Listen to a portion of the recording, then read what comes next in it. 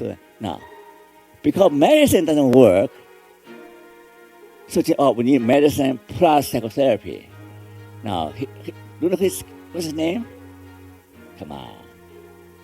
What's his name? Freud, right? Sigmund Freud, right? Are you sure? and he invented psychotherapy about 103 years ago. And next slide. Now, that's, you lie on a couch, and the psychiatrist talk to the patient free associate, and to review the unconscious problems, suppressed memories. Next slide. Now, who is this guy?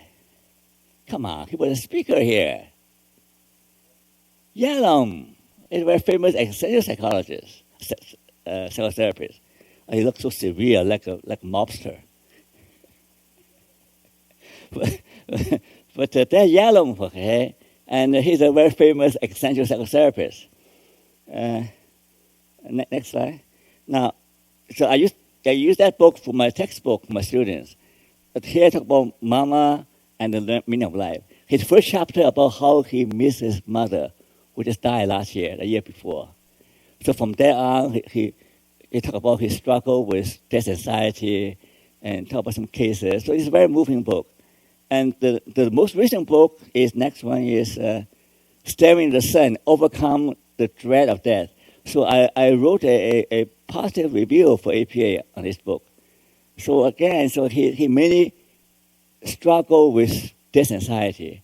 And I think my friend told me, where's Chris Moran? He's gone. Robert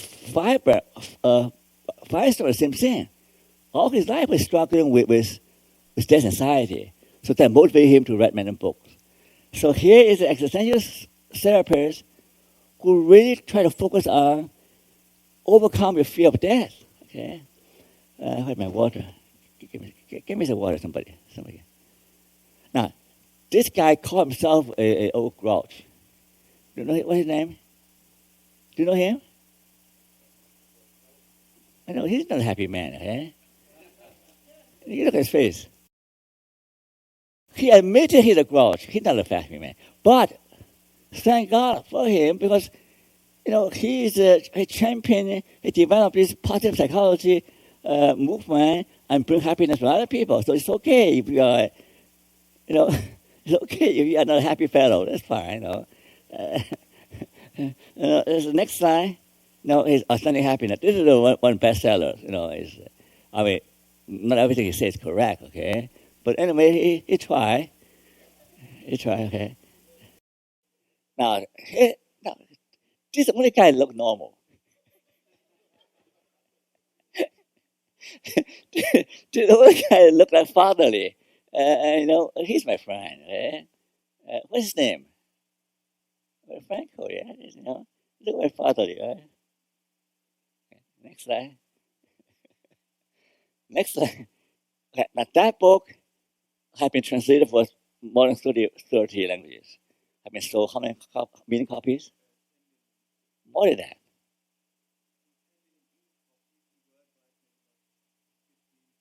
Okay. More than 10 million in English, and worldwide translated many languages, more than 15 million copies. It continues to be a bestseller. Right? So if you haven't read it, pick up a copy from Odin. Oh, down there, Odin bookstore, right? Okay. Now that old gentleman is also my friend. His name is Joseph Fabry. So I visited him shortly before he died. So he's the guy who is responsible for bringing logotherapy to North America. And he's the guy responsible for this conference. We were planning together. Originally, his idea is to have a festival of meaning, to celebrate meaning of life, meaning of work, meaning of death, to celebrate meaning, right? So eventually, this concept idea about the first meaning conference, but I feel very sad that he passed away before the conference. So I'm very grateful to Joseph Fabry for giving me the encouragement and the idea to the mini conference. Next slide. Any Greek student here? Logotherapy is therapy through logos. Logo. How to pronounce that word? Local. Local. What does that mean? Remember Alex, the not Greek fellow, Alex Pentecost.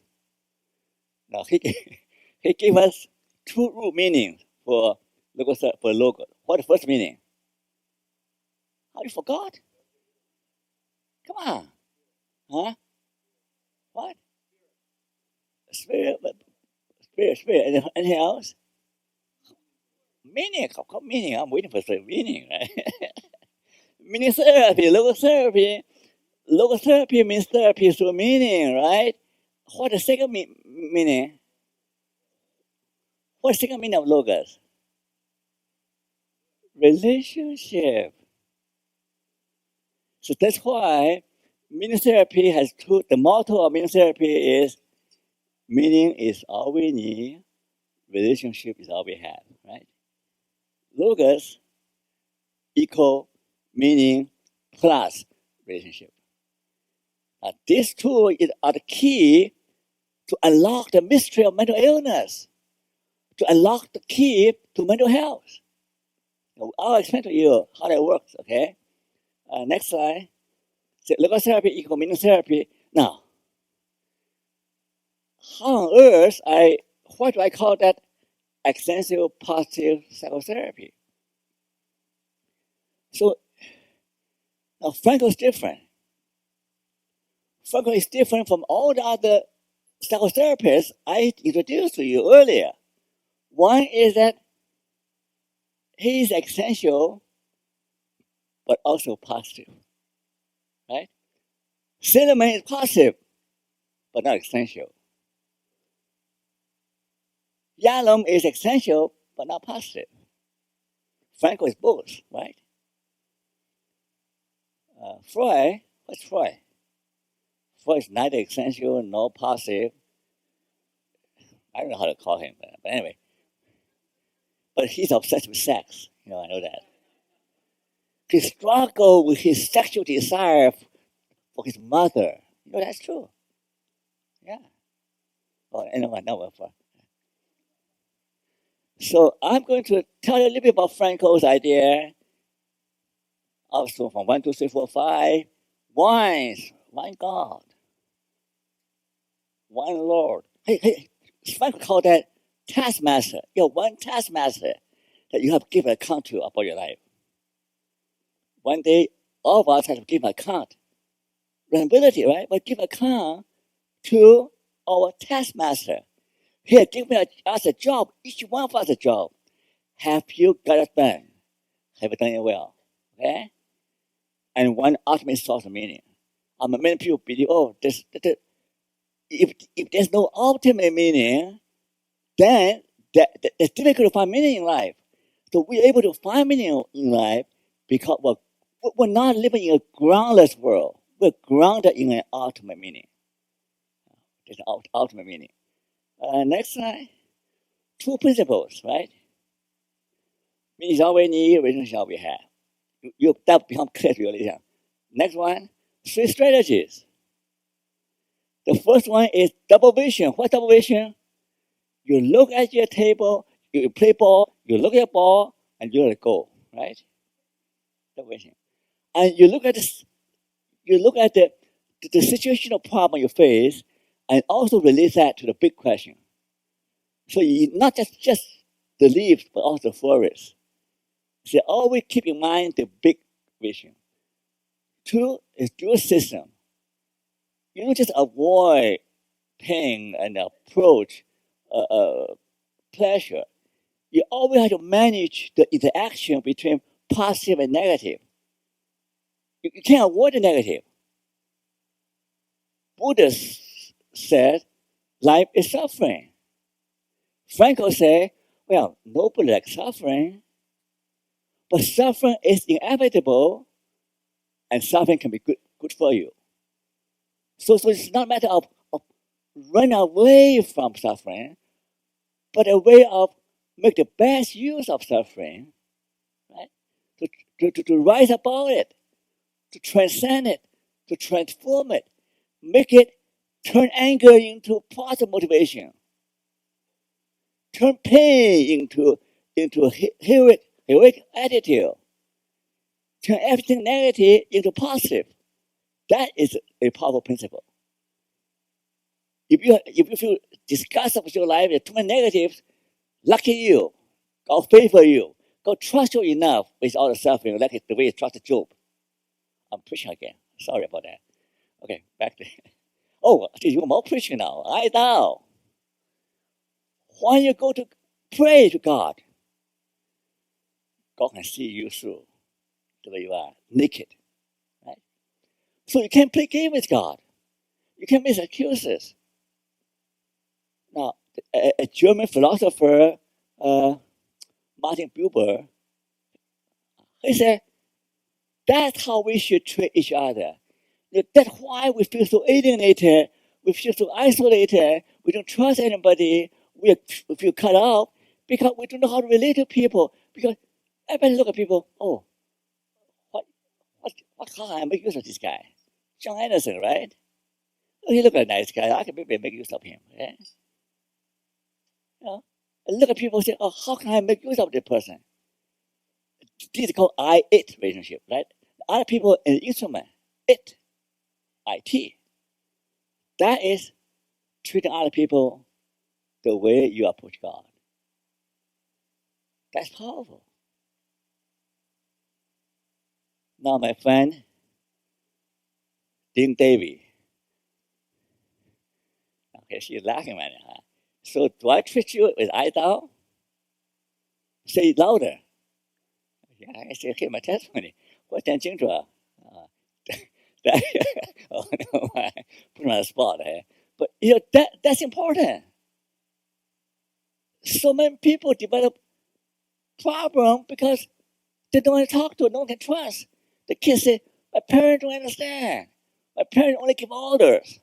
Don't do this, do this. I want you to be a doctor, I want you to be a lawyer. They don't care how I feel. And husband and wife don't treat each other that way.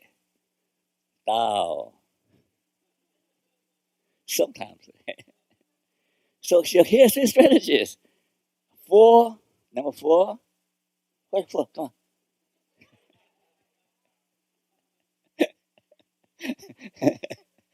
This is 4 treasures of meaning. Pure. Purpose, understanding, both action. I can give you 1 week lecture on these 4 things. But that's not stopped here. How do you define meaning? I say, oh, meaning is so complicated. Oh, that's easy. Pure. Life goes better with pure. Are you pure? Are you sexually pure? Are you morally pure? Are you psychologically pure?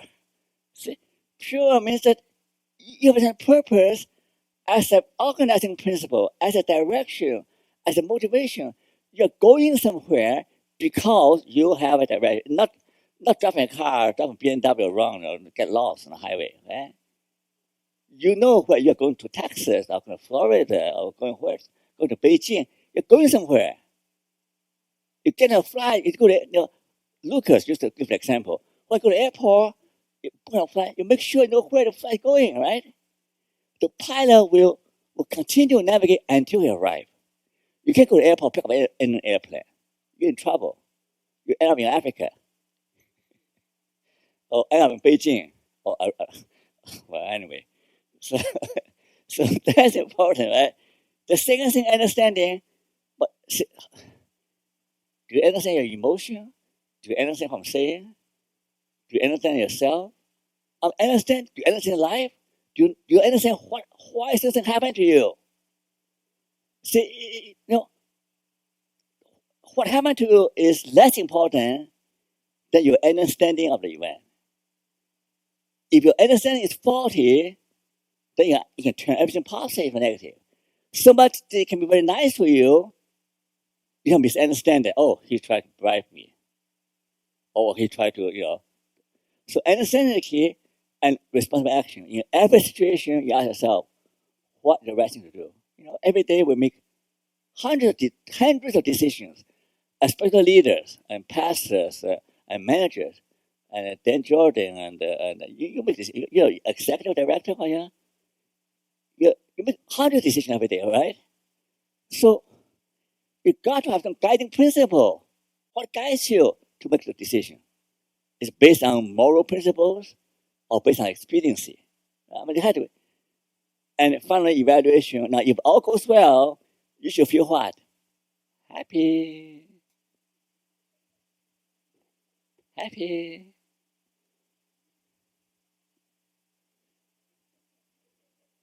My tears. If anything is meaningful, it's inherently joyful, right? You feel good for doing the right thing. You feel good for knowing where you're going. You feel good to have a sense of meaning and purpose in your life.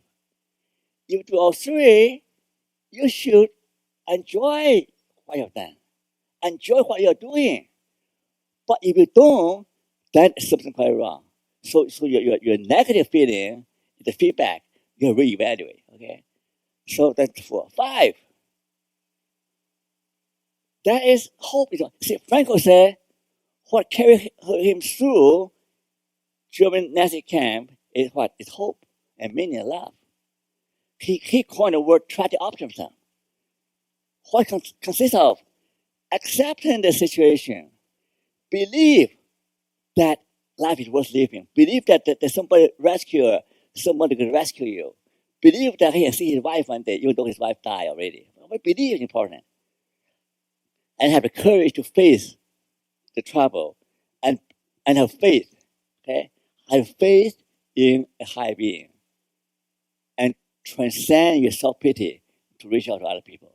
So that I've done a lot of research on that, and these 5 elements is able to give you the only hope that can survive the storms of life. Okay, other hope, everything's good, I'm ability, the wishful thinking. But only this kind of hope can survive tragedy.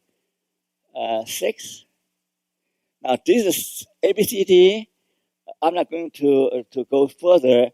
Except ABCDE is similar to the first 2, plus mindful awareness. That is, when you are not striving towards a goal, when you are not trying to avoid something, your natural mental state is resting state is being mindful of the present moment. The present moment. Frankl will talk about 3 ways of meaning, right? One is experiential, receiving what the world offers you. How do you receive what the world offers you? By developing mindfulness, mindful awareness. So you appreciate and the food, and the light, your company, and happiness is right beside you, right? Happiness is here, happiness now, happiness right before your eyes, happiness, the little young man here. Happiness is all around you, right? That can make you happy. Right? 7 basic needs for meaning. This is I developed into my measure personal meaning. These are the 7 basic needs. For time running out. If most of these needs are missing, then you're in trouble. You are a case for mental breakdown, for depression, for anxiety. Next. I go anywhere and fly over every mountaintop with 2 things, pure and ABCD. So positive and negative, you can overcome anything. Next.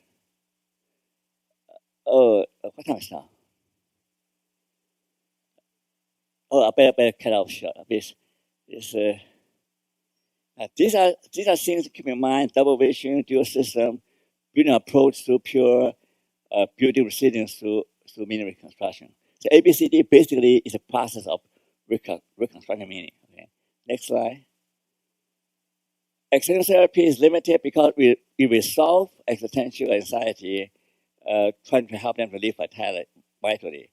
Next one. Psychology tries to increase happiness, enhancing our strength, to increase your well-being, and decrease negative emotion. But their problem is lack of concern for existential issues and relationship issues.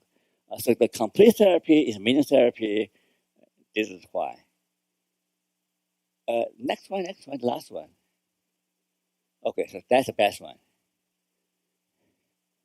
So it build positive stress relationship and transform the negative, and it results in self-actualization and fulfillment and well-being. Okay, I'm out of the gas. Thank you for listening.